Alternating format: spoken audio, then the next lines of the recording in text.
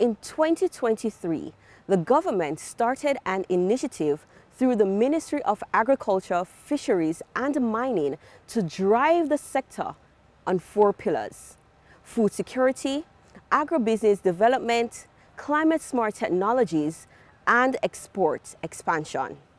It's the new face of food, and this is their year in review.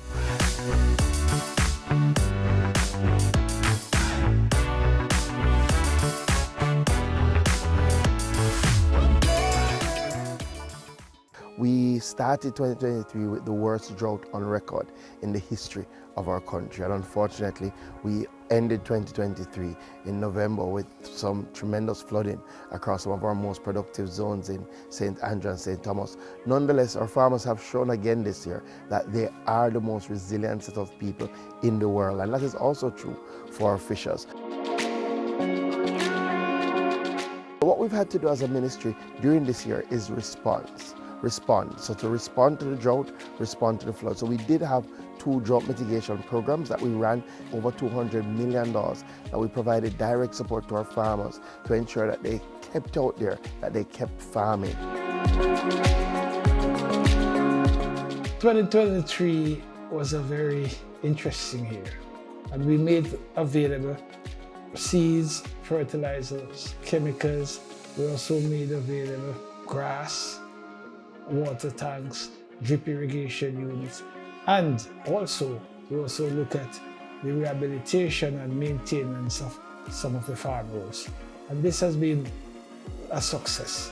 The National Fisheries Authority also saw an improvement in 2023 that has left an impression on the fish market.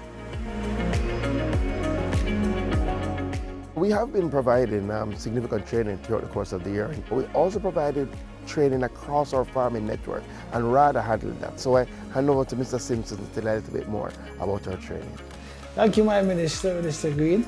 We know youths are, most times are enthused by livestock. And so we did livestock training.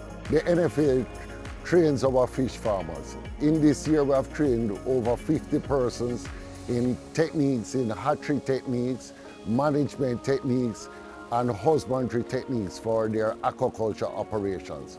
Also, on the captured fisheries side, we have done training in safe diving practices, safety at sea, coxswain training.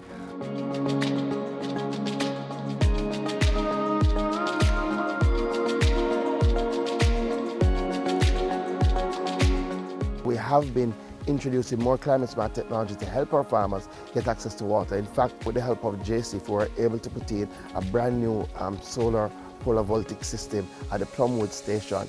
Again, $37 million that will reduce our annual expense by $4.6 million. And we're on the drive to ensure that we have solar energy running all our water pumps under the NIC. The first investment that has been done in our small dairy farmer sector since 1960s was done.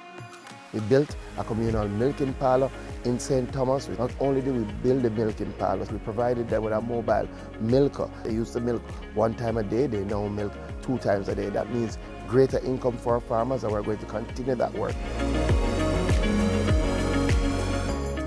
Despite a challenging year, we still saw an increase in export. That Jamaica, for the first time in its history, had a positive balance of payments. So we actually spent less foreign exchange than we earned. We saw over 100% increase in export earnings from the exportation of alumina, largely because of the rebound of our Jamaica plant, and we continue to see that progress.